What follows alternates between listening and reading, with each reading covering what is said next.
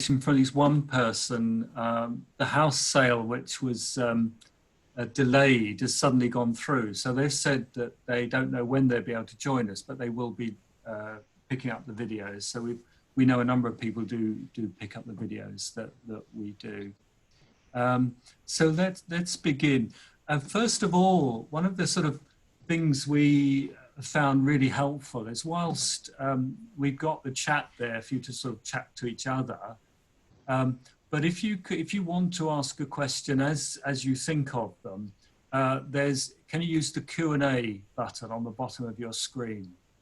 Put the question there ready. We may not stop immediately. Nikki's happy to stop and answer questions, but Gareth will monitor the questions for us. But we'll probably stop at certain points. There'll be plenty of time for discussion today. But if you could put them into the Q&A, that would be really useful. And then we'll be able to deal with those together at the end. As also we've said in previous webinars, the session is being recorded, but the public won't see the attendees. They'll only see what's on your screen.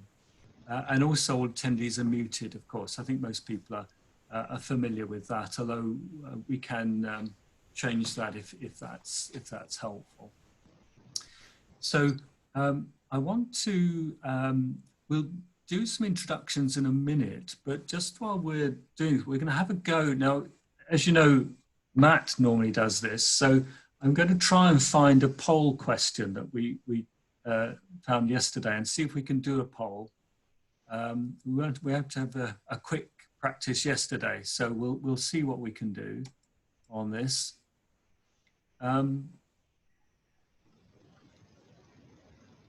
Let's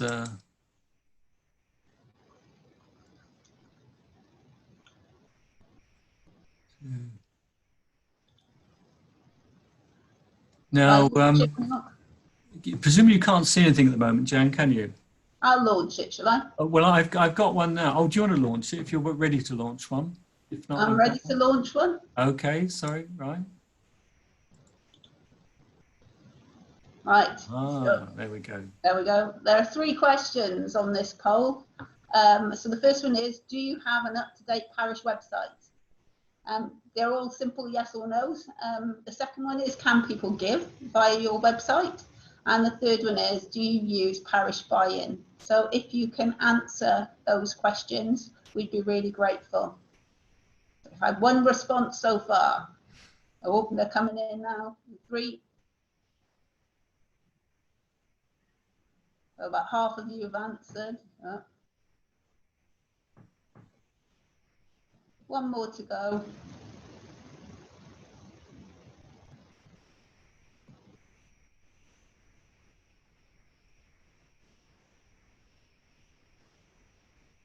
So we've got 83% of people have answered so far. Shall I close the poll and we'll see the responses? Okay. Right. So I'm sharing the results. Okay, so do you have an up-to-date parish website? 100% of people do. Fantastic. That's the sort of response we love. Can people give via your website? That's a more even split, so it's a 60-40 to the yes. And do you use Parish Buying? Again, that's exactly the same proportion, a 60-40 split. So thank you very much for your answers. Hopefully we can cover some of this, and by the end of the session, or by the next session that we have, we'll have 100% on can people give via your website after Nick has told us all how exactly we do that. Okay. So you're going to do the intros then, Mark, who we've got? Yes. We'll do that now. So we just close the poll down, shall we? Okay. Well, thank you very much. I think most people attending will know me. I'm Mark Brampton, the Parish Resources Advisor, and Jan Boyce, who's the better image of the Parish Resources team, the Parish Accountant. The person in the background sort of making things happen is Gareth Alan James. Some of you will have met Gareth. You can't see him, but he's there and he'll going to try and keep us all online if we get into real difficulty. But I want to introduce you to our speaker today, Nick Jenny, who's from Church House, from Parish Buying. I first met Nick. He probably doesn't remember me, but I remember him, because when you're young into these jobs, you meet the stars of the stewardship network. And no, I was sent on the conference, the stewardship conference in England, and met you there, Nick, the first time. I think I'd been 2 days in the job, so it was all new and exciting for me. But do you want to say something, Nick, and then I'll get you started? No, I think we'll just get stuck in, if that's all right with you. Okay, absolutely, lovely. Thank you so much for coming and helping us. And say these videos will be used across our diocese and throughout the province. So that's brilliant. Thank you. It's entirely a pleasure. And one thing always is that I always come away having learnt something from these. It's not just a one-way trade. So thank you. Okay, thank you. Thank you very much.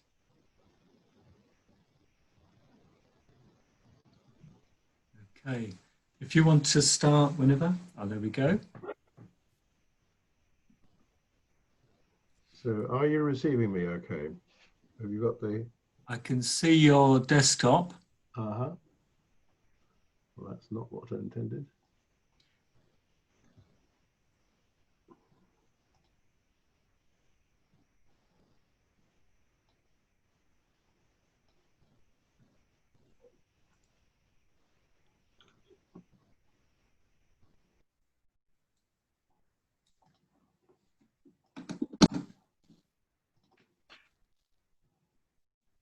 That's it. Perfect. Rather slower than my practice timing, but there you go. I got there in the end. So good afternoon, everyone. My name is Nick Jenny, as Mark mentioned.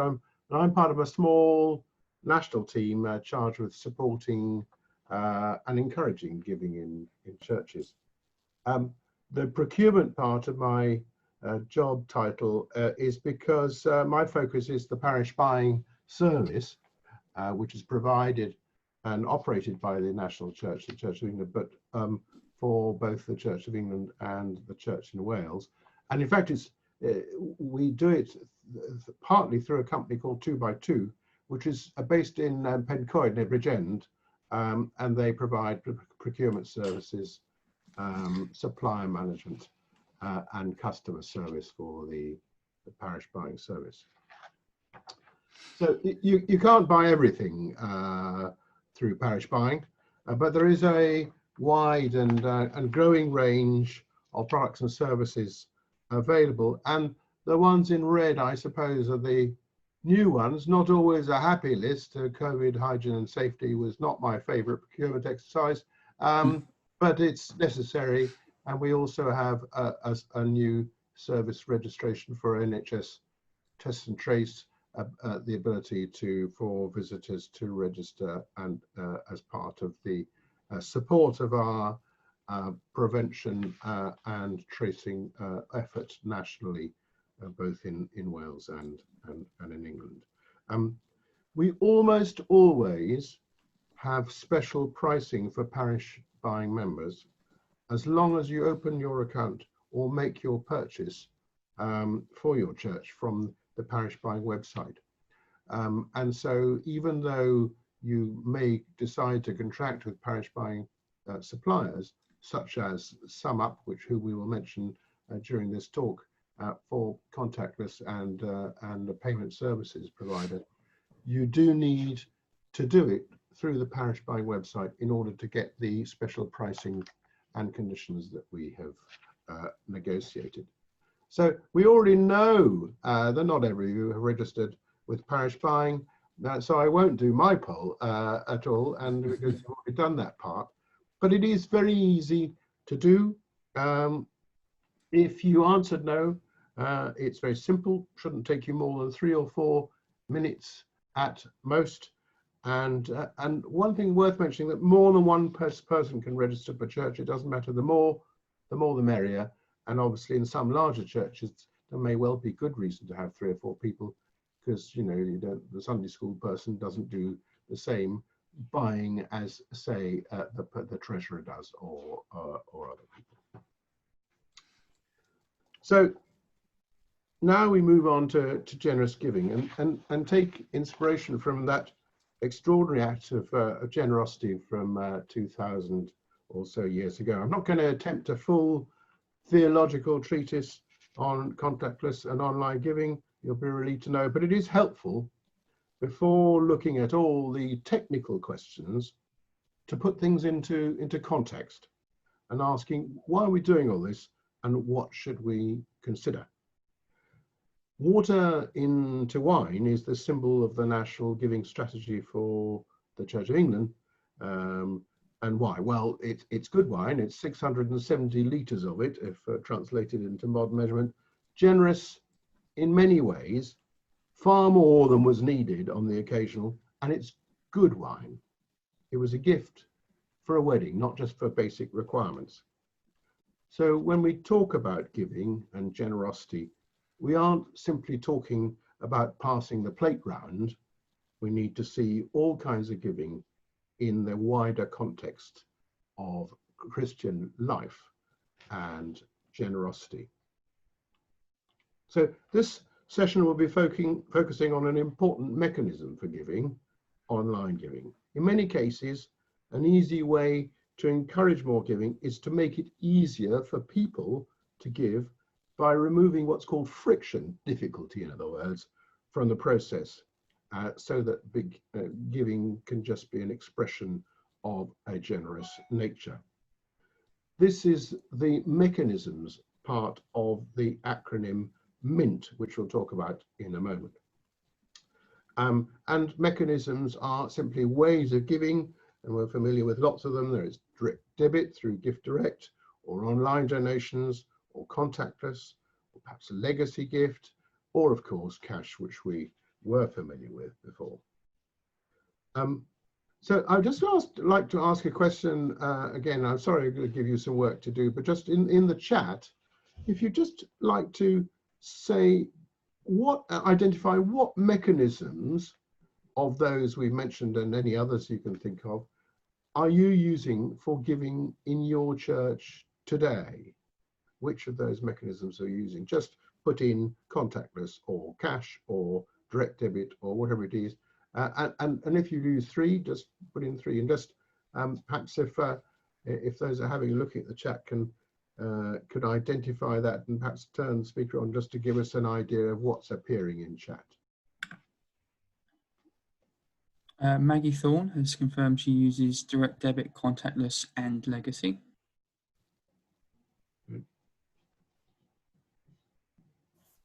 That's all we've had so far. Any other offers? Pauline Page has confirmed direct debit and legacy.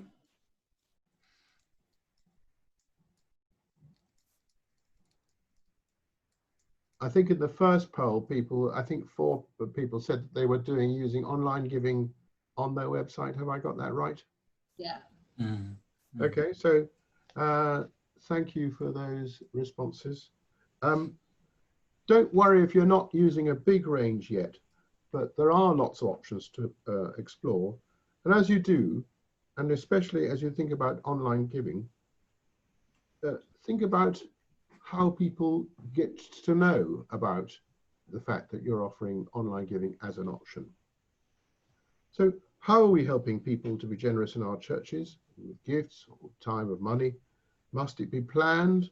Is it spontaneous or a mixture of each? And how do we in our church make that possible? This video is available on the online giving page of Parish Buying. It sets the scene a bit, and I shall just play you, if it works all right, the introduction.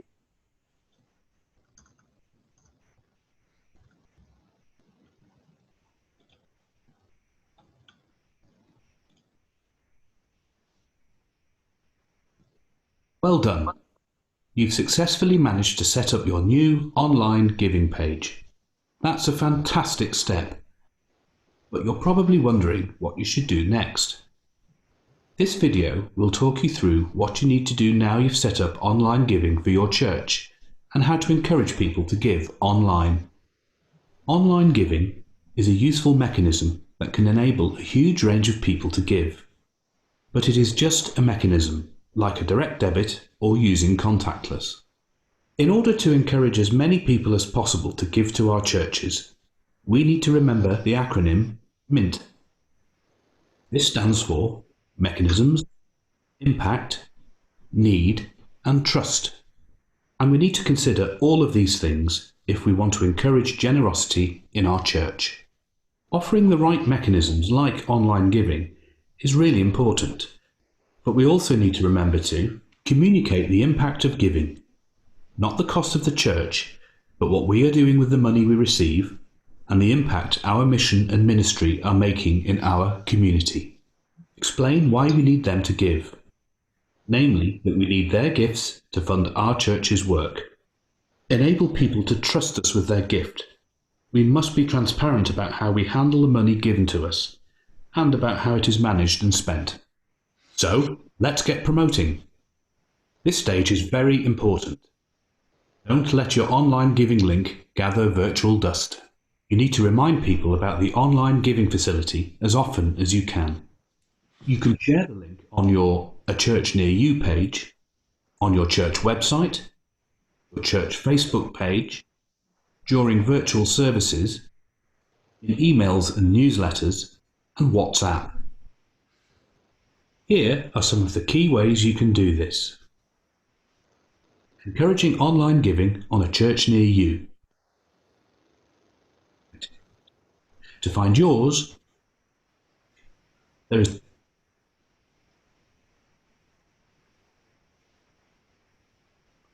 I'm going to stop the presentation at that point for obvious reasons. One is because it's related to the Church of England, but secondly because the purpose of that was to just go over with you this notion of the MINT, which I think is a helpful acronym in making sure that we look at giving as a rounded process, not just giving people the means to pay, but also making sure that they are clear about why they should give and that they are reassured that what they do give is carefully managed and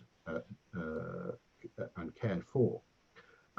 So before we go to online though, I will just take you through one of the ways, perhaps an unexpected one from your point of view, that online is perhaps going to be a big feature of giving in the coming months. We're all looking for means to do contactless, and that's what this whole section of the Parish Buying website is devoted to. But one way in particular is truly contactless, and that is QR codes. QR code, what is it? And what makes it useful? Well, it means that people don't have to touch anything except for their own smartphone. Pointing their phone camera at the QR code means that they're directed to a web page where they can make a donation. All churches have to do is to print out the QR code on a poster, on a banner, on a notice board, on a service sheet, or display it on screen. It may not be normal for you, but lots of people now use their phones to make payments, and that number will grow and grow. QR codes cost nothing, and then people can give to your church from their phones. So how do you get one of these, I hear you ask? Well, on this slide, and most of the next few, there will be a URL, a web page address, top left, and a QR code, which takes you to that page, top right. If you hold your phone fairly close to the QR code on your screen, it should open your phone's browser and take you to that page. So when we talk about online giving, it's not just people sitting at their computers. If they're using their phone to give, it's still online using the internet. It is truly contactless in the sense that the giver is only touching things which belong to him or to her.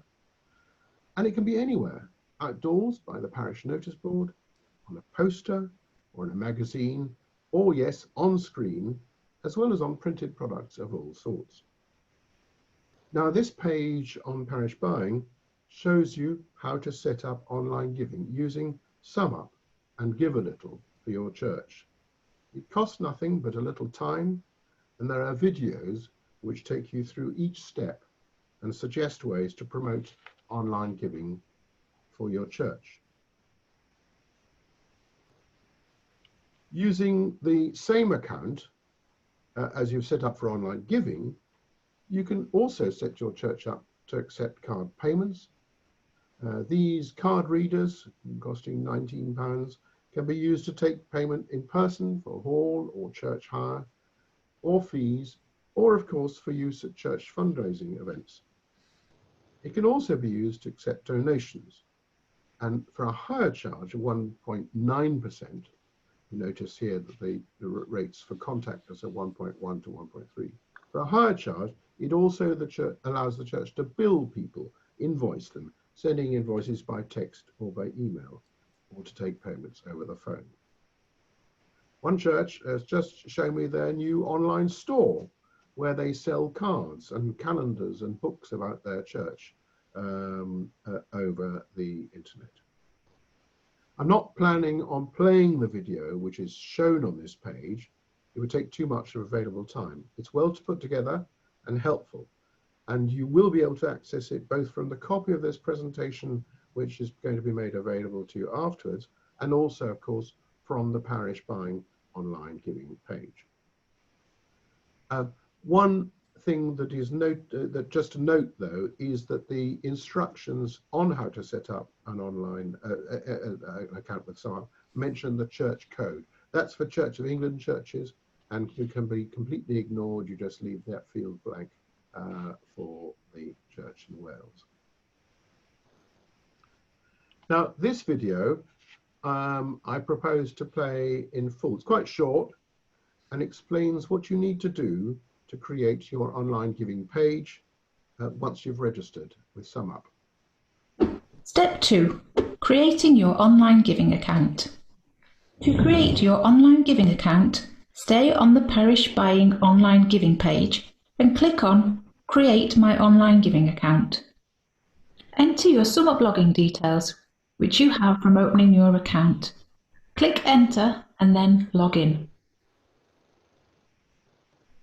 You are now on the overview page. Next, you will need to click on Campaigns. A campaign is basically a web page that displays your price points and donation messaging. You can have several campaigns. The messaging will change depending on what you are raising money for. For example, a youth group or church roof repairs. Click Add Campaign. Here you will need to select a campaign type. Select Web Online and click Next. If you already have a contactless donations account through Parish Buying, you will see your campaigns for that account listed here. Next, you will need to select your layout. Pick the colour you would like by clicking on Campaign Colours. In Heading, write the name of your church. In Message, write a short tagline for your campaign. Select the colour you would like from the palette.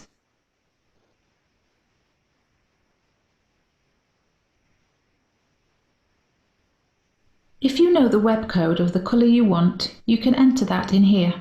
Otherwise, just select a colour from the palette. In Donor Options, enter your price points. We recommend having 3 or 4 amount options for donors to choose from. If you would like donors to be able to select their own amount, then enable Choose Your Own Amount.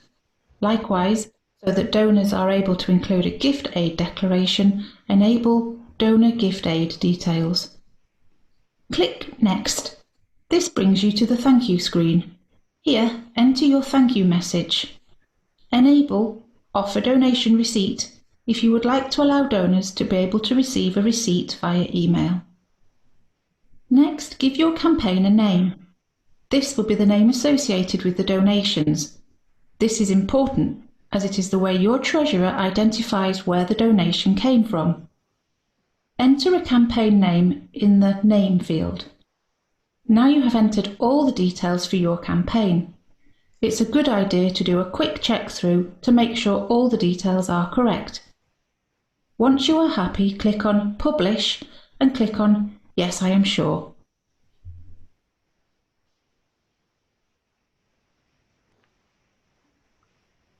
So there you go. That's it. It's as simple as that.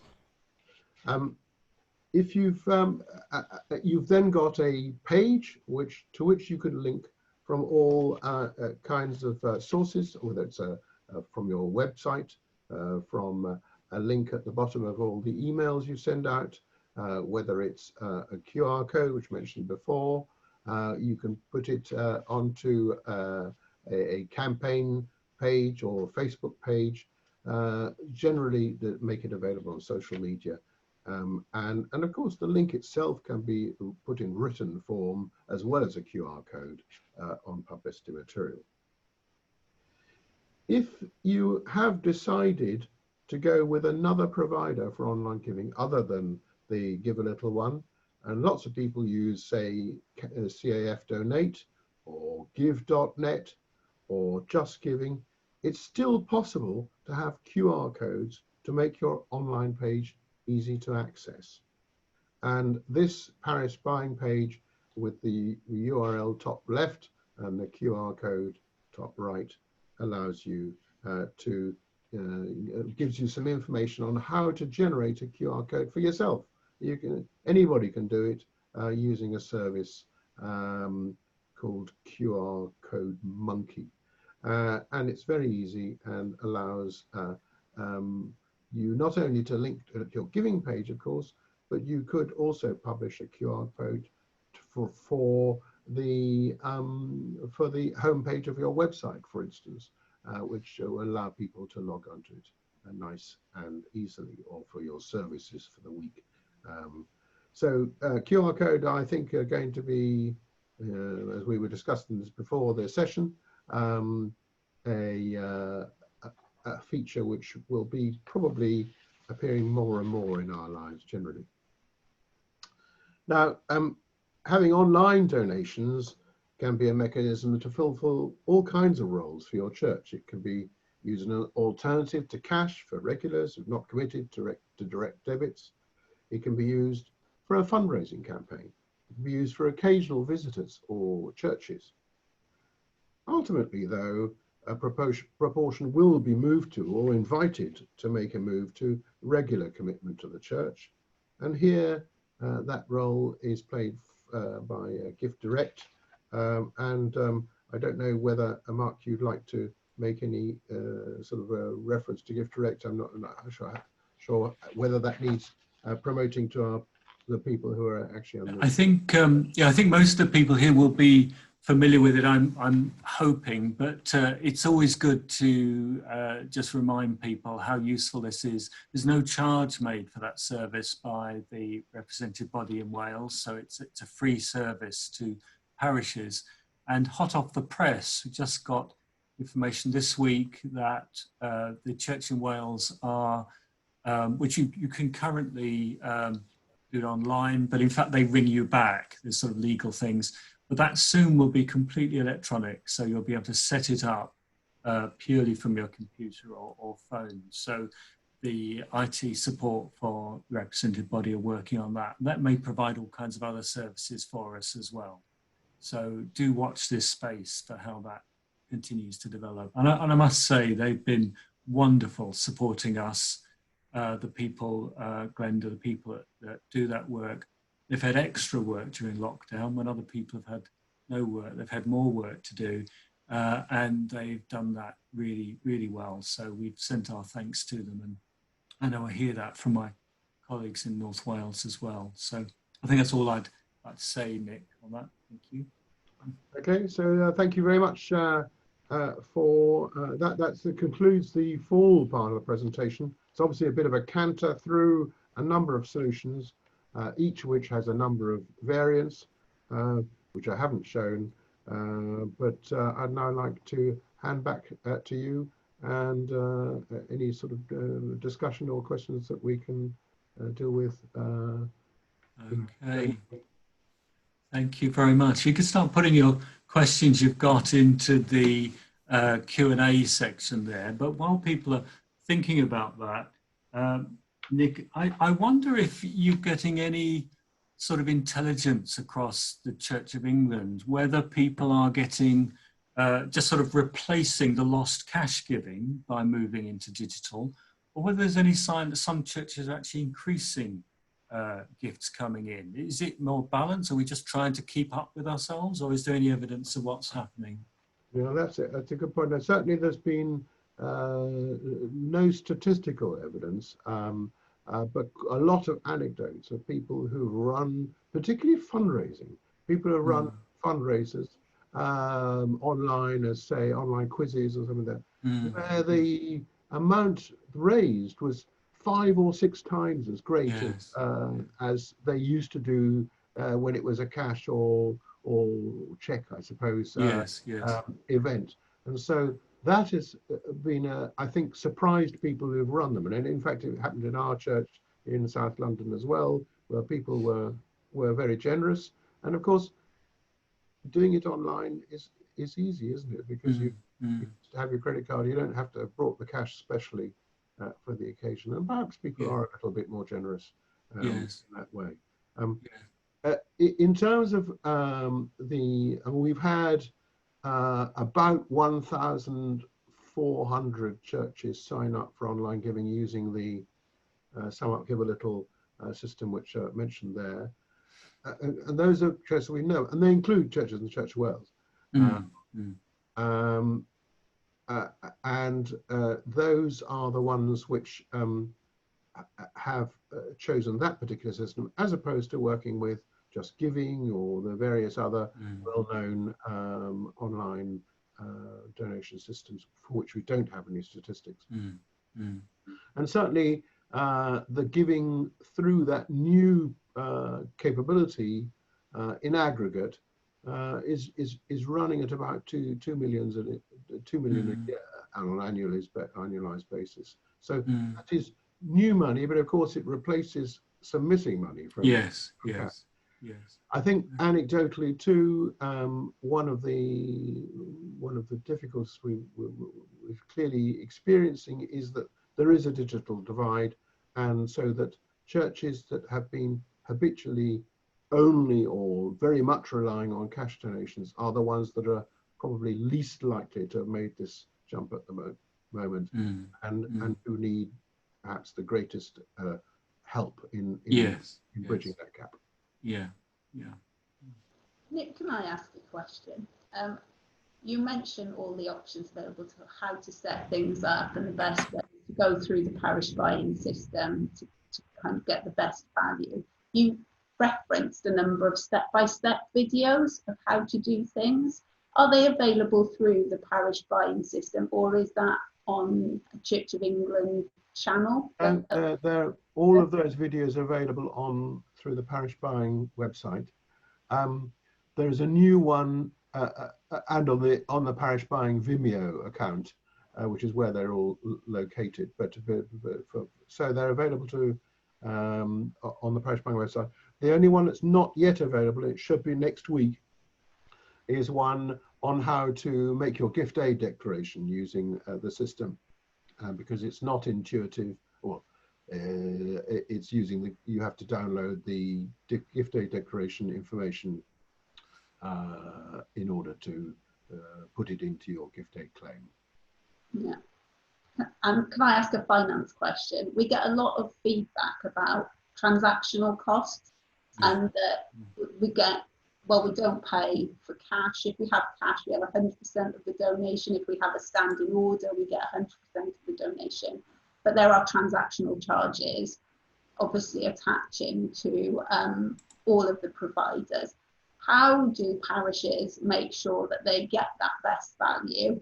And how can you reassure them? Because we try to reassure with there is a cost to cash, because you have the risk, banking. But if I can pass that one to you about the cost of this. Yes. But I think the thing about cash, of course, is that the costs are hidden, aren't they? The amount of time taken to count it and put it in little plastic bags and take it to the bank, which may, depending on where your church is situated, be quite a journey. Banks are increasingly reluctant to accept cash at all, and certainly nowadays it carries some risks which personally I would like to avoid, but obviously that's a personal decision. And so, you know, there's journey time, there's administration time associated with cash. So yes, it's true that if you get £1 in cash, you get £1 in your bank account, but it costs you quite a lot to get that £1 into your bank account. And that's really what you're paying for, apart from the ability for people to access your online donations page. That's really what you're paying for to replace. The rates we've managed to secure from SumUp in particular, but also the other providers are good, and I think they're good, particularly given the fact that there is no other cost. You don't have to pay a monthly charge or any sort of charge except for that particular transaction. So yes, I know there are charges, but it's compared to cash, it is, I think, a very good value. Great. We've highlighted quite a range of options, from contactless machines to online giving pages to legacies to apps. If we've got a parish here today that hasn't got any of those set up yet, what would be your top choice of where to dip your toes into the water with?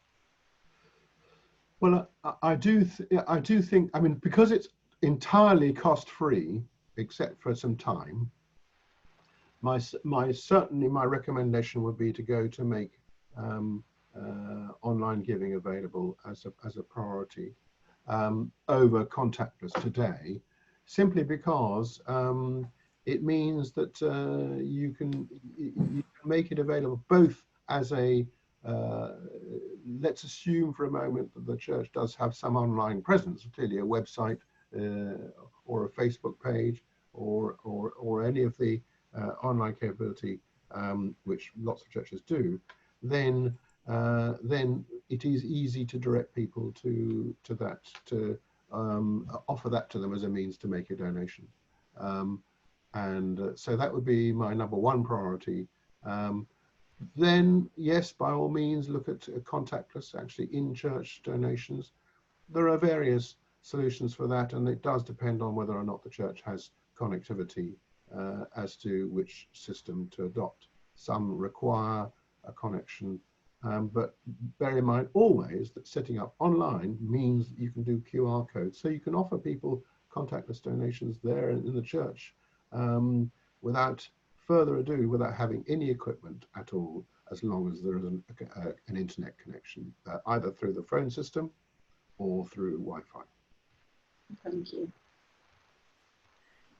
We do have a question from Richard Hall. He's asking, many online giving requires donors to give personal details, which puts some people off, not frictionless, even with anonymous donations. Is there any solution? I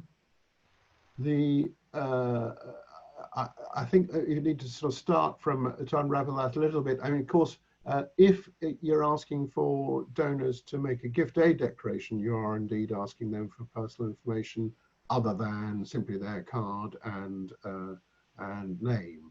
And so the question perhaps is, you know, is that data being held securely, and how is the church managing that? And that's an important part of administration of gift aid, of course, is the security of data.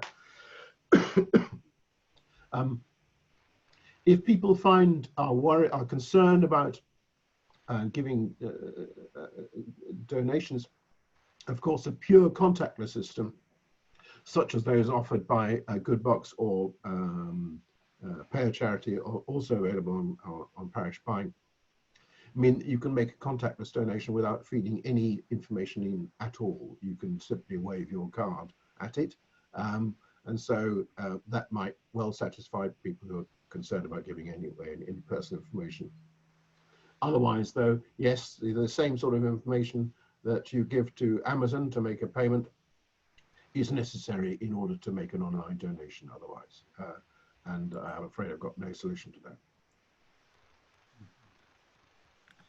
Okay, we have another question. We have two questions actually from Maggie Thorne. She says, I think we're in liminal times and have to be prepared to offer many, many ways to suggest how people can give. Like many parishes, mine are full of more elderly people who are only just getting used to the envelope system. How can I help them to make the change to direct debit and then eventually to contactless payments via QR codes? Which is another question after that. Well, I don't think I regard QR codes as a progression from direct debit. If they're prepared to make, and happy to make they're giving through our direct debit, that might well be the only way in which people give. I think the clearly having a debit or credit card is fairly almost universal now as a means of payment and needs to be. And so but there is no question that there are some people and I've heard anecdotal stories of people saving up their envelopes for 4 months and bringing them in. I mean, this is a major cultural change, and I think though that there are clearly I've seen signs up in some shops saying, credit card only. They won't accept cash, and we are being forced to move away from cash, and I think this is only going to accelerate that.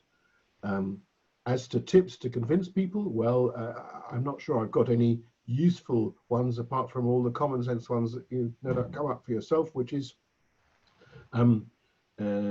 it's just a different way of showing generosity in giving, and it's an option.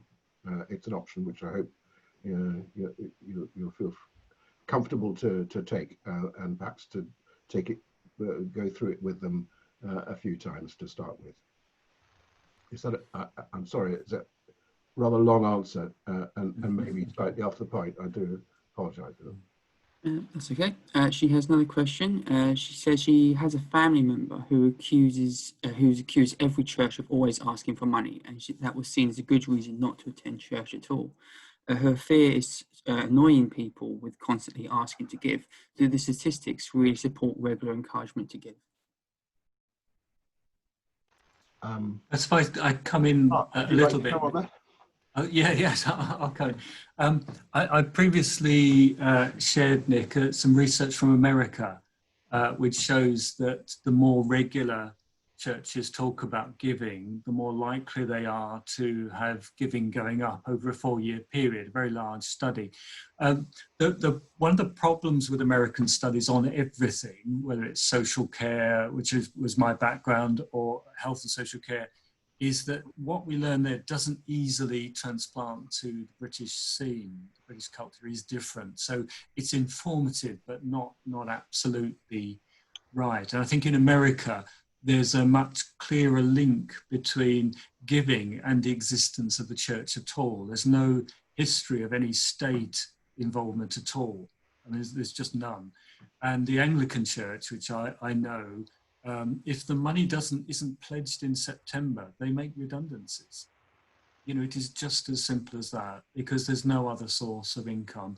And then once the church goes through that process, each of the parishes decide what they will give to the diocese, and then the diocese decides what staffing they have and what their ability, and they go through that every year.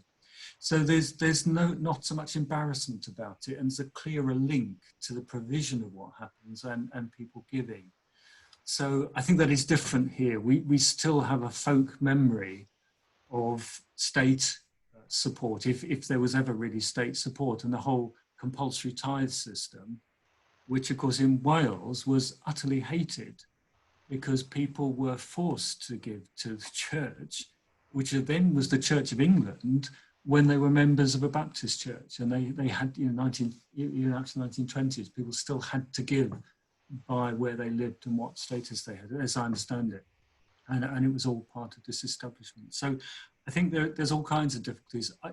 Personally, I think as we said in one of my sessions, some people will react badly whatever we do, because it's a very sensitive subject and it's about our heart.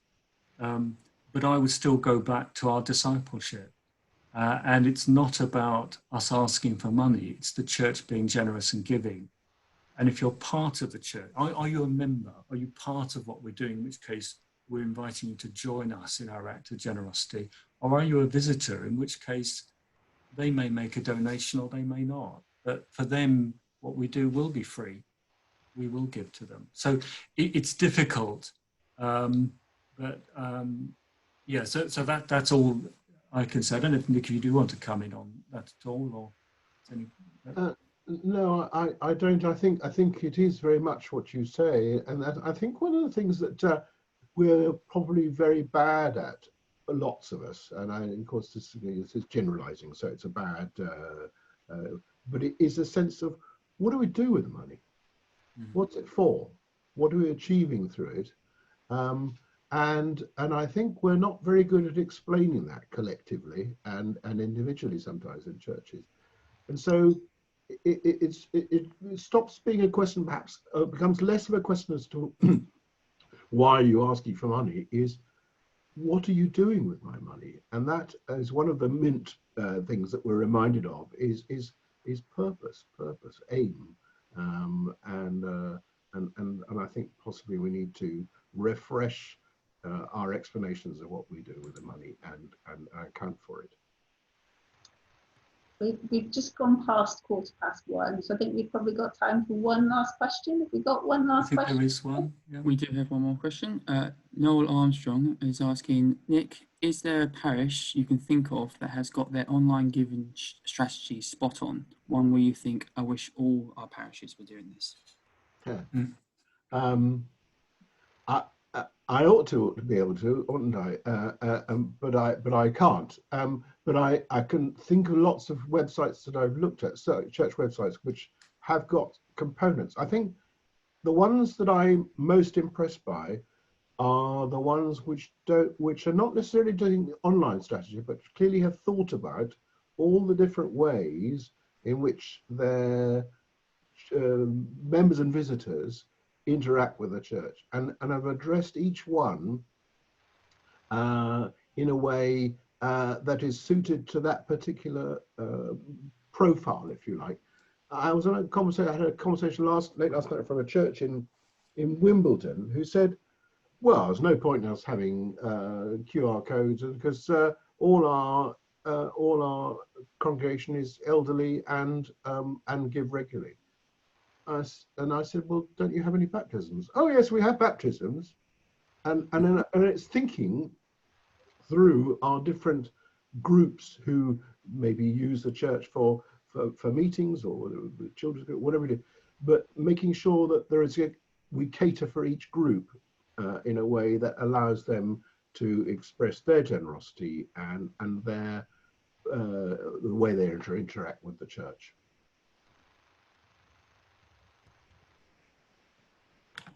Okay. Thank you very much. I think that's, well, it looks like there is still a question there answered, but I don't know if we've got time on that, but we may be able to address some things later. And I think we'll be... It's not a question, it's Maggie Thorne saying thanks for your helpful replies and for this webinar. And she's going to spend this afternoon speaking to her treasurers. Oh, right. Okay, that's great. That's great. Well, thank you so much, Nick, for giving that time. And if there's anything, I keep saying that stewardship is a wonderful environment because people are at least generous to each other, aren't they? Whenever I've been to anything, if there's any resources we've got and anything we can do for you, that would be lovely. But thank you so much for giving your time and for helping us on our journey. Well, thank you for inviting me. Okay, Thank you. And thank you all for coming. We'll see you at the webinar. Yes, we'll see you on the next one. Thank Okay. you. Thank you all very much.